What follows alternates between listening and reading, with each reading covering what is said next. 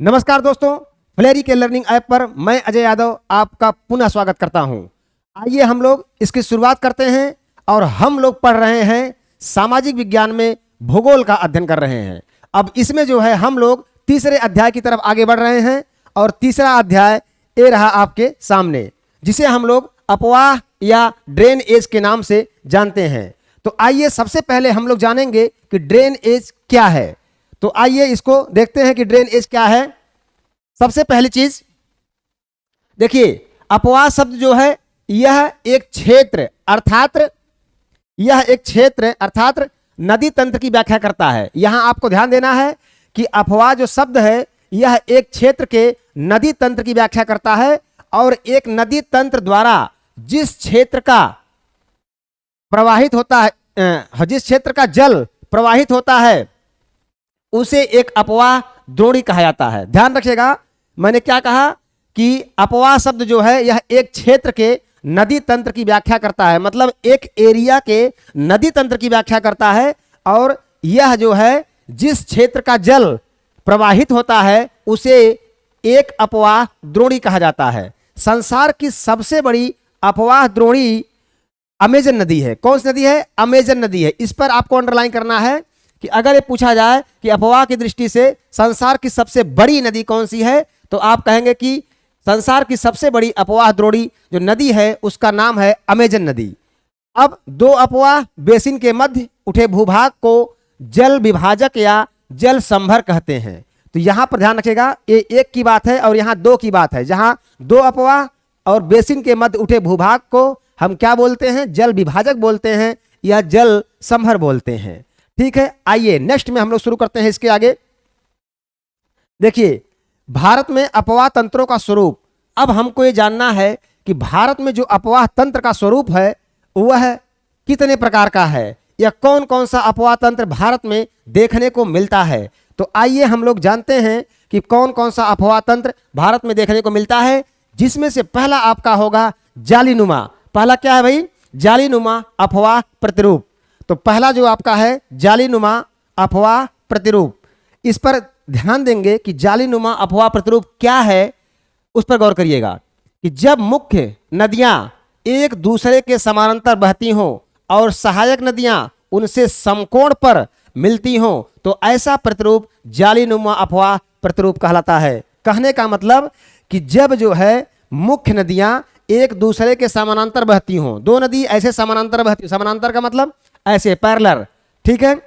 अब ये कह रहा है कि समानांतर बहती हों और सहायक नदियां उनसे आकर समकोण पर मिलती हों, सीधा मिलती हों, ठीक ऐसे मिलती हों, है ना। जब समकोण पे ऐसे आके मिलेंगी तो इसी को हम क्या बोलते हैं? इसी को बोलते हैं जालीनुमा अफवाह प्रतिरूप। ठीक है, उम्मीद है कि आपको समझ में आ गया होगा। ध्यान रखिएगा फिर से कि जब मुख्य नदियां एक दूसरे के समानांतर बहती हैं और उनकी जो सहायक नदियां होती हैं वह समकोण पर आकर के उनसे मिलती हैं, तो इस प्रतिरूप को हम लोग जालीनुमा प्रतिरूप कहते हैं। तो आइए नेक्स्ट की शुरुआत करते हैं। दूसरा क्या है भाई? वृक्षाकार। दूसरा क्या है? दूसरा आपका है वृक्षाकार। ये देखिए सामने आ गया। दूसरा आपका है वृक्षाकार अफवाह प्रतिरूप। ये वृक्षाकार जो है अफवाह प्रतिरूप कैसा होता है? एकदम वृक्ष के समान होता है। आइए इसको जानते हैं। देखिए, इसमें जो मुख्य नदी होती है यह वृक्ष के तने के समान होती है। मुख्य नदी कैसी होती है? वृक्ष के तने के समान चारों तरफ ठीक पूरा फैली होती है ना। जैसे गंगा और गोदावरी नदियां इसी प्रकार का प्रतिरूप बनाती हैं। तो गंगा और गोदावरी जो है यह वृक्षाकार अफवाह का प्रतिरूप बनाती हैं, एकदम पूरा फैल जाती हैं। आपने देखा होगा जहां से गंगा नदी बहती है एकदम पूरा विस्तार पूर्वक हो जाती है। कुछ नदियां ऐसे तो सीधे बिल्कुल निकल जाती हैं और अब बहुत गहरी बन जाती हैं और ये फैलाव में रहती है। तो जो नदी फैलाव में रहती है वो निश्चित रूप से गहरी भी कम होती है, ठीक ना, मतलब औरों की अपेक्षा। इसका मतलब ये नहीं कि आप जाकर गंगा में डुबकी लगा लीजिए, ठीक है, और कह दीजिए कि सर बता दिए कि गहरी नहीं है तो इसका मतलब हम इसमें टहल सकते हैं। नहीं, टहल नहीं सकते हैं। कहने का मतलब औरों की अपेक्षा वह ठीक है कम गहरी होती, छिछली होती हैं। समझ रहे हैं ना। नेक्स्ट में आइए, ध्यान दीजिएगा इस पर। अब देखिए हम लोग के सामने आ गया है तीसरा आपका आ गया है अभिकेंद्री अपवाह प्रतिरूप। अब ये जो तीसरा अभिकेंद्री प्रवाह ठीक है प्रतिरूप है, ये कैसा है? दो तो आप जान गए भैया, एक जालीनुमा है। जालीनुमा का मतलब कि जो है कि जब जो मुख्य नदियां होती हैं वो समांतर बहती हैं और उनकी जो सहायक नदियां होती हैं वह समकोण पर आकर के उनसे मिलती हैं, तो ये आपका हो गया जालीनुमा प्रतिरूप। दूसरा आपने देखा वृक्षाकार, इसमें जो मुख्य नदियां होती हैं यह वृक्ष की शाखा की तरह जो है शाखा बोलिए या तना बोलिए, तो वृक्ष के तना की तरह पूरी तरह से फैली हुई होती हैं। जैसे आपको मैंने कहा कि गंगा और गोदावरी जो है यह वृक्षाकार जो है प्रतिरूप बनाती हैं। अब तीसरे पे हम लोग आते हैं बेटा, तो तीसरा आपका है अभिकेंद्री, ठीक है, या अभिकेंद्री अफवाह प्रतिरूप। इसको हम लोग जानेंगे कि अभिकेंद्री अफवाह प्रतिरूप क्या है। तो ध्यान रखिएगा कि जब नदियां, देखिए यहां पर कंप्यूटर महाशय ने कुछ गलती कर दिया है, इस पर ध्यान रखेंगे आप। अब जो है कि ये नदियां है तो छोटे की मात्रा इसमें रहेगी, नदियां, ठीक है। जब नदियां सभी दिशाओं से बहकर किसी झील या गर्त में विसर्जित होती हैं तो ऐसे प्रतिरूप को हम क्या बोलते हैं? अभिकेंद्री अपवाह प्रतिरूप कहते हैं। कहने का मतलब कि जब नदियां सभी दिशाओं से बहती हुई आकर के किसी झील या गर्त में विसर्जित होती हैं, मतलब गिरती हैं उसमें, तो ऐसी कंडीशन में हम इस जो है प्रतिरूप को क्या बोलते हैं? अभिकेंद्री प्रतिरूप बोलते हैं। तो उम्मीद है कि ये तीनों प्रतिरूप आपको अच्छे से समझ में आया होगा। एक बार मैं फिर रिवीजन के लिए बता रहा हूं कि पहला जो अफवाह का प्रतिरूप होता है वो होता है जालीनुमा। और जालीनुमा क्या होता है बेटा? कि जब दो मुख्य नदियां समांतर रूप से बह रही हो या जब मुख्य नदियां समांतर रूप से बहती हैं तो उनकी सहायक नदियां जब समकोण पर आकर मिलती हैं तो इसे बोलते हैं जालीनुमा प्रतिरूप, ठीक है। दूसरा आपका था वृक्षाकार।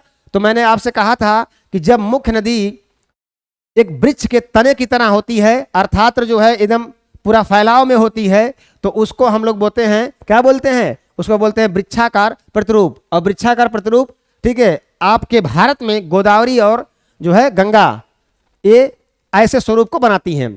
और तीसरा आपका था अभिकेंद्री। तो अभिकेंद्री का मतलब क्या होता है बेटा? कि जब जो है नदियां कई दिशाओं से बहती हुई किसी झील या गर्त में आकर के गिरती हैं ऐसे, तो जब गिरती हैं तो उसको हम लोग बोलते हैं अभिकेंद्री अफवाह प्रतिरूप, ठीक है। आइए नेक्स्ट में शुरू करते हैं आगे। अब देखिए चौथा क्या है बच्चा? तो ये है आरी अफवाह प्रतिरूप। तो इस पर गौर करिएगा, चौथे पर। जब नदियां किसी गुंबदाकार पर्वत के सिर से निकलकर सभी दिशाओं में साइकिल के पहिए की तीलियों की तरह बहती हैं तो अरीय अफवाह प्रतिरूप का निर्माण होता है। बहुत ध्यान से रखिएगा कि जब नदियां किसी गुंबदाकार पर्वत के सिर से, गुंबदा का मतलब समझ रहे हैं, जैसे एक गुंबद टाइप में जब ऐसे कोई चीज बनता है तो ये क्या होता है? इसका गुंबद होता है, ठीक ना। ये इसके ऊंचाई का जो शीर्ष होता है एक गुंबद होता है। तो यहां पर ध्यान रखिएगा कि जब नदियां किसी गुंबदाकार पर्वत के शीर्ष से निकलकर, यानी कि यहां से निकलकर सभी दिशाओं में साइकिल के पहिए की तीलियों की तरह बहती हैं, मतलब ठीक है ऐसे से, ठीक अपना चलती रहती है ऐसे से, है ना, ऐसे से घूमती हुई आएंगी। जब घूमती हुई आएंगी तो ऐसे में इस तंत्र को हम लोग क्या बोलते हैं? अरीय अफवाह, ठीक है, प्रतिरूप, ठीक है। नेक्स्ट में हम लोग आते हैं बेटा कि भारत में अफवाह तंत्र। यहां ध्यान रखिएगा, भारत के अफवाह तंत्र का ठीक है नियंत्रण मुख्य रूप से भौगोलिक आकृतियों के द्वारा होता है। इस आधार पर भारतीय नदियों को दो मुख्य वर्गों में बांटा गया है। ध्यान रखिएगा, अब अफवाह जो तंत्र है इसका जो नियंत्रण होता है यह मुख्य रूप से भौगोलिक आकृतियों के द्वारा होता है और इस आधार पर हम इसको दो वर्गों में विभाजित करते हैं। यहां गौर करिएगा, पहला है हिमालय नदियां या हिमालय से निकलने वाली नदियां तथा प्रायद्वीपीय नदियां। कहने का मतलब नदियों का विभाजन हम दो तरह से करते हैं, एक हिमालय से निकलने वाली नदियां और दूसरा प्रायद्वीपीय नदियां। अब यहां ध्यान दीजिएगा, भारत के दो सबसे महत्वपूर्ण भौगोलिक क्षेत्रों से उत्पन्न होने के कारण हिमालय तथा प्रायद्वीपीय नदियां एक दूसरे से अलग हैं। क्यों डिफरेंट है भाई? अभी सामने आपको आएगा। आगे मध्य एवं निचले भाग में से ये नदियां विसर्प, गोखुर, झील तथा अपने बाढ़ वाले मैदान में बहुत सी अन्य निक्षेपण आकृतियां बनाती हैं। कहने का मतलब जब नदियां कहीं से निकलती हैं, आपने देखा होगा कि कुछ नदी जो है ठीक क्या करती है, वह मिट्टी इकट्ठा करके एक तरफ जमा करती है, कुछ क्या करते हैं ठीक है वो जो है कि वहां से उसको काटते रहते हैं। और तीसरा जो है आपने देखा होगा किसी एक डेल्टा का निर्माण होता है, एक जो है उसमें कुछ नदियां एस्चुरी बनाती हैं, तो उस पर गौर करिएगा। देखिए अब जब ये निक्षेपण आकृतियों का निर्माण करती हैं तो ये पूर्ण विकसित डेल्टाओं का भी निर्माण करती हैं। गंगा, सिंधु और ब्रह्मपुत्र हिमालय से निकलने वाली प्रमुख नदियां हैं और ये नदियां लंबी हैं तथा अनेक महत्वपूर्ण सहायक नदियां हैं। तो इस पे आपको गौर करना है। अब उसके बाद इनमें से मिलती हैं किसी नदी तथा उसकी सहायक नदियों को नदी तंत्र कहा जाता है। ध्यान रखिएगा, जब एक नदी बहती है उसमें आकर के कई नदियां मिलती हैं तो इस पूरे सिस्टम को नदी तंत्र कहा जाता है। किस नाम से जानते हैं बेटा? नदी तंत्र के नाम से जानते हैं। तो इस पर गौर करिएगा आप, ठीक है। नेक्स्ट में हम लोग आते हैं। अब देखिए हिमालय की नदियां। अब हिमालय की नदियों के बारे में हम लोग एक एक करके अध्ययन करेंगे। यहां पर ध्यान दीजिएगा, हिमालय की नदियों में पहले आपका है सिंधु नदी तंत्र। क्या है भाई? सिंधु नदी तंत्र। तो इस पर गौर करिएगा कि जो सिंधु नदी तंत्र है यह संसार के सबसे बड़े नदी तंत्रों में से एक है। जो सिंधु नदी तंत्र है बेटा, यह संसार के सबसे बड़े नदी तंत्रों में से एक है। मैंने बताया नदी तंत्र, तो नदी तंत्र क्या है कि जब एक नदी बहती है उसमें से कई सहायक नदियां उसमें आकर के मिलती रहती हैं, तो इस पूरे सिस्टम को हम नदी तंत्र के नाम से जानते हैं। अब ध्यान रखिएगा, इस नदी का जो उद्गम होता है यह मानसरोवर झील के निकट तिब्बत से है। कहां से है? तिब्बत से। तो सिंधु नदी का जो उद्गम स्थल है यह, यहां पर भी गौर करिएगा, उद्गम, ठीक है। इसका जो उद्गम है यह मानसरोवर झील के निकट तिब्बत में है। तो पश्चिम की ओर बहती हुई यह नदी भारत में जम्मू कश्मीर के लद्दाख जिले में प्रवेश करती है।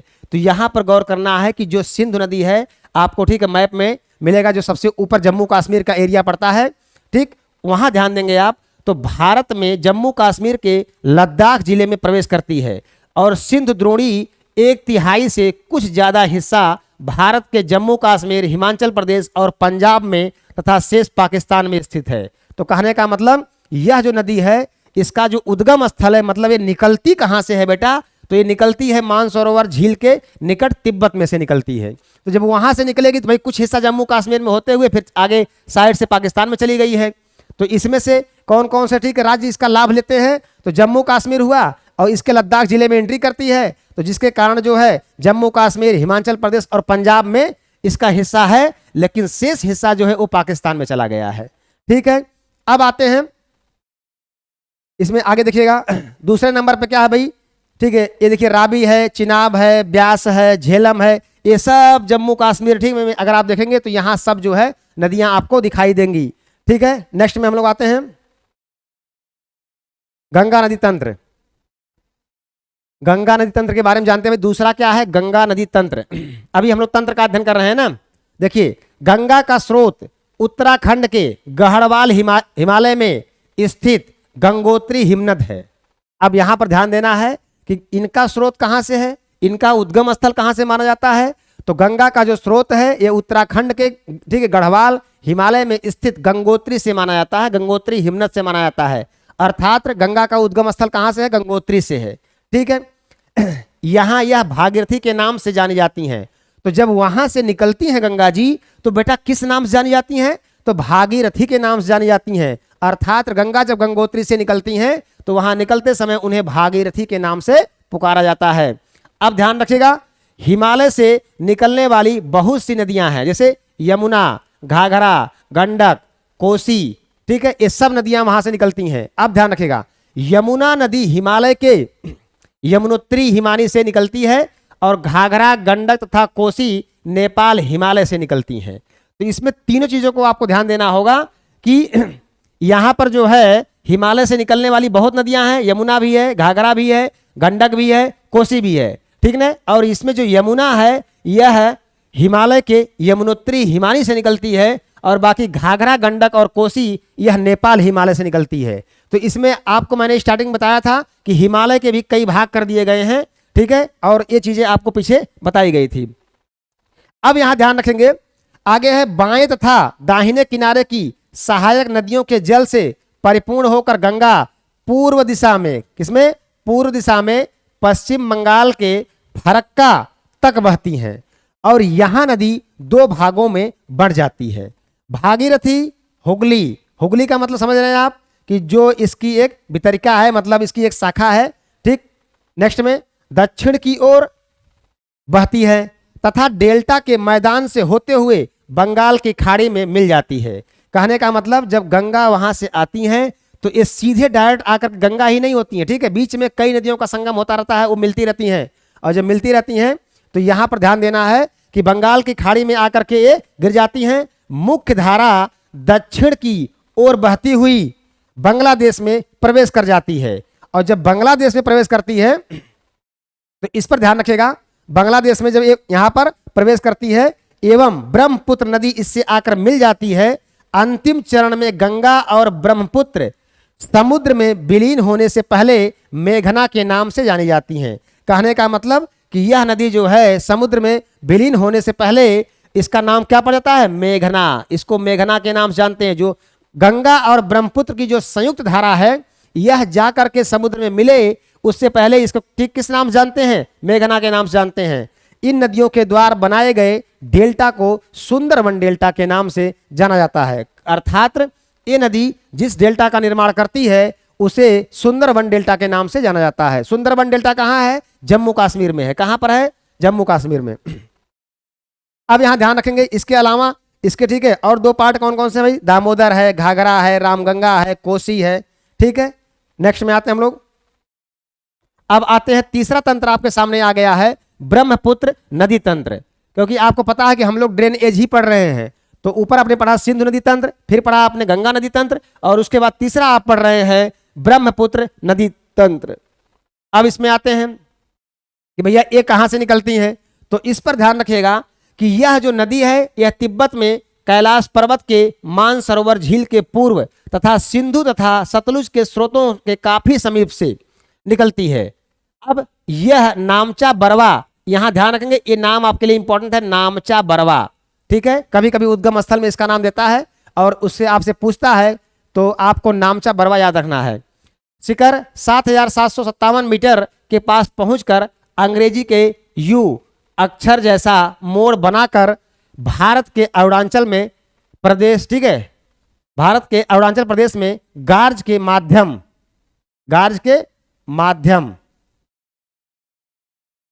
से प्रवेश करती है। तो यहां ध्यान रखिएगा, यहां भी थोड़ा कंप्यूटर महोदय ने मिस्टेक कर दिया है, तो आइए इसको हमने सही कर दिया।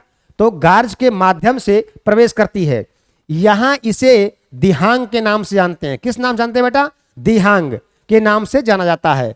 प्रत्येक वर्ष वर्षा ऋतु में यह नदी अपने किनारों से ऊपर बहने लगती है एवं बाढ़ के द्वारा असम और बांग्लादेश में बहुत से जो है अधिक, ठीक है, क्षति पहुंचाती है। कहने का मतलब जब बरसात का समय होता है तो यह नदी अपने किनारों से काफी ऊपर बहने लगती है, और जब किनारों से काफी ऊपर बहेगी तो निश्चित रूप से आप जानते हैं कि भाई वहां पर, ठीक है, जो आसपास का एरिया रहेगा पानी वहां फैल जाएगा, और जब पानी फैल जाएगा तो यह जो है नदी वहां पर नुकसान करती है, अर्थात बांग्लादेश में यह क्षति पहुंचाती है, ठीक है। अब आते हैं प्रायद्वीपी नदियों पर। प्रायद्वीपी नदियों पर, ठीक है, आप गौर करिएगा, ध्यान दीजिए। प्रायद्वीपी भाग की अधिकांश नदियां जैसे महानदी, गोदावरी, कृष्णा, कावेरी और पूर्व की ओर, ठीक है, बहती हैं। पूर्व की ओर क्या है, बहती हैं, तो पूर्व की ओर बहती है तथा बंगाल की खाड़ी में गिर जाती हैं। तो यहां आपको ध्यान रखना है कि आगे, ठीक है, आपको यह भी देखना है कि कौन कौन सी नदियां बंगाल की खाड़ी में गिरती हैं और कौन कौन सी नदियां जो है अरब सागर में गिरती हैं। तो यहां पर ध्यान रखिएगा। अब ये सब क्या करती हैं, महानदी, गोदावरी, कृष्णा, कावेरी, ये सारी नदियां जो है यह पूर्व की ओर बहती हुई आती हैं और बंगाल की खाड़ी में जाकर के गिर जाती हैं। नर्मदा एवं तापी दो ही बड़ी नदियां हैं जो कि पश्चिम की तरफ से बहती हुई आती हैं और ज्वार नदमुख का निर्माण करती हैं। किसका करती है निर्माण, ज्वार नदमुख का निर्माण करती हैं। ये सबसे इंपॉर्टेंट है। पूछेगा कि कौन सी नदी ज्वार नदमुख का निर्माण करती है, तो दो ही बड़ी नदियां ऐसी हैं, नर्मदा और ताप्ती, ठीक ना। ये दोनों का नाम आपको विशेष ध्यान रखना है। नेक्स्ट में बेटा आते हैं हम लोग, अब आते हैं नर्मदा द्रोणी के बारे में अध्ययन करते हैं। तो इस पर ध्यान रखिएगा, जो नर्मदा द्रोणी है ये क्या है उस पर गौर करिएगा।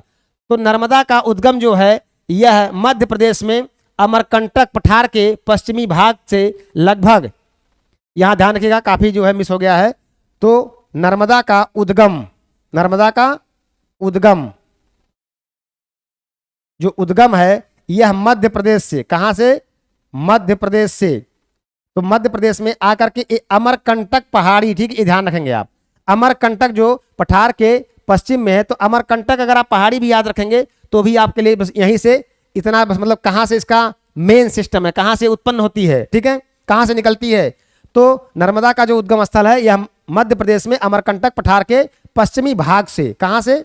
पश्चिमी भाग से लगभग 1057 मीटर की ऊंचाई से निकलती हैं। तो ये रहा आपके नर्मदा का द्रोणी, अर्थात नर्मदा नदी जो है कहां से निकलती है? तो आप कहेंगे यह मध्य प्रदेश के अमरकंटक पठार के पश्चिम में जो है यह लगभग 1057 मीटर ऊंचाई से निकलती है, ठीक है। नेक्स्ट मैटर बेटा, दूसरा है तापी। अब भाई तापी का द्रोणमुख क्या है? तो जो तापी का उद्गम स्थल है यह मध्य प्रदेश के बैतूल जिले में सतपुड़ा की श्रृंखलाओं में है। अर्थात यह जो आपकी तापी नदी है इसका उद्गम स्थल कहां पर है बेटा? तो ये मध्य प्रदेश के, ठीक है, ये बैतूल जिला है, यहां ध्यान रखेंगे बैतूल जिला है और इसी में सतपुड़ा की पहाड़ियां हैं, आप जानते हैं, यह उसी की श्रृंखलाओं में से निकलती है और यह भी नर्मदा के समांतर एक भ्रंश घाटी में बहती है। तो यहां पर ध्यान रखना है यह नदी भी भ्रंश घाटी में ही बहती है। ये किसकी तरह है? नर्मदा की तरह है। नेक्स्ट तीसरा है बेटा गोदावरी द्रोणी। इस पर गौर करिएगा कि जो गोदावरी है ये सबसे बड़ी प्रायद्वीपी नदी है। जो तीसरी नदी आपको पढ़ रहे हैं गोदावरी नदी, ये तीनों नदियां प्रायद्वीपी हैं आपका तापी, गोदावरी, ठीक है, और नर्मदा, ये तीनों प्रायद्वीपी नदियां हैं। तो इस पर ध्यान रखेगा कि गोदावरी सबसे बड़ी प्रायद्वीपी नदी है। यह महाराष्ट्र के नासिक जिले में पश्चिम घाट की ढालों से निकलती है और बड़े आकार और विस्तार के कारण इसे दक्षिण गंगा कहा जाता है। क्या कहा जाता है? दक्षिण गंगा। इस पर गौर करिएगा, पूछेगा निम्नलिखित नदियों में से किस नदी को दक्षिण गंगा के नाम से जाना जाता है? तो आप कहेंगे गोदावरी को दक्षिण गंगा के नाम से जाना जाता है। नेक्स्ट में आते हैं बेटा, देखिए अब ये प्रायद्वीपी नदियों में ही चौथा आपका है महानदी। और महानदी की का उद्गम स्थल कहां से है इस पे गौर करना है।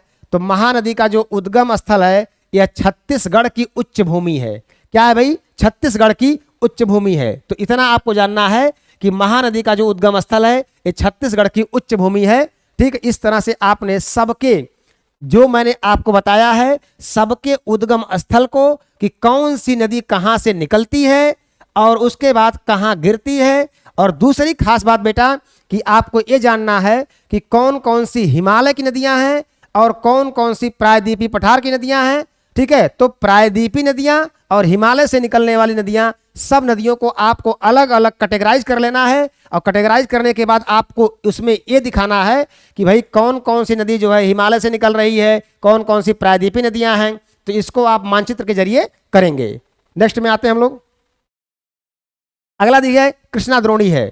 तो भैया कृष्णा का उद्गम कहां से होता है? कृष्णा नदी का उद्गम कहां से होता है ये आपको ध्यान देना है। तो महाराष्ट्र के पश्चिमी घाट में महाबलेश्वर के निकट एक स्रोत से निकल करके कृष्णा लगभग 1400 किलोमीटर बहकर 1400 किलोमीटर बहकर बंगाल की खाड़ी में गिरती हैं। तो ये आपको ध्यान देना है कि जो कृष्णा है ये महाराष्ट्र के पश्चिमी घाट में महाबलेश्वर के निकट जो है इनका स्रोत है और ये लगभग 1400 किलोमीटर बह करके ये जा करके बंगाल की खाड़ी में गिर जाती हैं। नेक्स्ट में आते हैं बेटा कावेरी द्रोणी। ये भाई कावेरी द्रोणी का क्या स्थित है, यानी कि कावेरी द्रोणी कहां से निकलती हैं? तो ध्यान रखिएगा कावेरी जो है ये पश्चिमी घाट के ब्रह्मागिरी श्रृंखला से निकलती हैं। तो कहां से निकलती हैं? ब्रह्मागिरी श्रृंखला से। ध्यान रखिएगा आपको सबसे आवश्यक यही है कि कौन कौन सी नदी किस किस जगह से निकलती है ये आपको रटना है। और जब इसको आप याद कर लेंगे तो याद करने के बाद फिर आपको ये देखना है कि कौन नदी जो है हिमालय से निकलती है और कौन कौन नदियां जो है प्रायद्वीपी नदियां हैं। तो इन सब को जब आप छांट लेंगे तो ये आपके लिए बिल्कुल इजी हो जाएगा, ठीक है। नेक्स्ट में आते हैं बेटा, अब आते हैं झीलों पर, ठीक है। यहां पर गौर करिएगा, पृथ्वी की सतह के गर्त वाले भागों में जहां जल जम जाता है उसे क्या बोलते हैं? झील बोलते हैं, ठीक है। राजस्थान की सांभर झील जो एक लवण जल वाली झील है, अर्थात इसका पानी क्या होता है? खारा लगता है, अर्थात नमकीन लगता है। इसके जल का उपयोग नमक के निर्माण के लिए किया जाता है। जम्मू कश्मीर की बुलर झील, कौन झील है? बुलर झील। यहां आपको बहुत सारी झीलें मिलेंगी। जम्मू कश्मीर में बुलर झील है, शेषनाग झील है ना, बैरी नाग है। तो जहां जहां नाग आए सब झीलें कहाँ की हैं? जम्मू कश्मीर की हैं, भूगर्भिक क्रियाओं से बनी है। यह भारत की सबसे मीठे पानी की प्राकृतिक झील है। तो बेटा यहां पर ध्यान रखिएगा, प्राकृतिक का मतलब कि जो स्वयं अपने आप से कुदरत के करिश्मा द्वारा झीलों का निर्माण हो गया है वो प्राकृतिक होती है, नेचुरल होती है। और जो उसको बनाया जाता है, जिस चीज को बनाया जाता है वो चीजें कृत्रिम होती हैं। ठीक है, तो यहां पर ध्यान रखिएगा। डल झील देखिए वही है जम्मू कश्मीर में। आगे दिया है भमताल, नैनीताल, लोकताल, ठीक है, तथा बड़ा पानी, कुछ अन्य महत्वपूर्ण मीठे पानी की झीलें हैं। ठीक है, आगे है झील मानव के लिए बहुत ही लाभदायक होती है। एक झील नदी के बहाव को सुचारू रूप से बनाने में मददगार होती है। अधिक वर्षा के दौरान यह बाढ़ को रोक लेती है और सूखे के मौसम में यह पानी के बहाव को संतुलित करने में नदियों की सहायता करती है। ठीक है, अब आते हैं नदियों का अर्थव्यवस्था में महत्व। नदियां अर्थव्यवस्था में कैसे महत्व करती हैं? क्योंकि आप जानते हैं कि नदियों के द्वारा जो है इस चीज की सिंचाई होती है, इस पर आपको गौर करना है। ठीक है, ध्यान दीजिएगा कि वहां सिंचाई और जो है नौ संचालन, जल विद्युत का निर्माण में नदियां का महत्वपूर्ण, ठीक है, अधिक योगदान होता है। नदियों की अर्थव्यवस्था में बड़ी महत्वपूर्ण भूमिका होती है। जैसे नदियां कृषि के लिए उपजाऊ जलोढ़ मिट्टी का निर्माण करती हैं। ये तो बात सही है, आप जानते हैं कि नदियों के द्वारा ही मिट्टी का जल जमा होता है, तो इसलिए ये उपयोगी होती हैं। मांग के कारण जो है इसकी गुणवत्ता प्रभावित हुई है। उद्योगों का प्रदूषण तथा अपरिष्कृत कचरे नदी में मिलते रहते हैं, लेकिन निरंतर बढ़ते हुए औद्योगिक एवं नगरीकरण के कारण ऐसा संभव नहीं हो पाता है।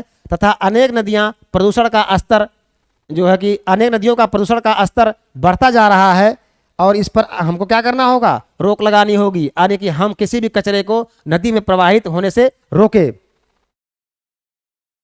तो इस तरह से आपने देखा कि हमने इस चैप्टर को पूरी तरह से अध्ययन कर लिया है। अब हम लोग आते हैं नेक्स्ट में। अब जो है कि आगे हम लोग इसका अध्ययन करेंगे, यानी कि चौथे अध्याय का अध्ययन करेंगे। तब तक के लिए जय हिंद, जय भारत।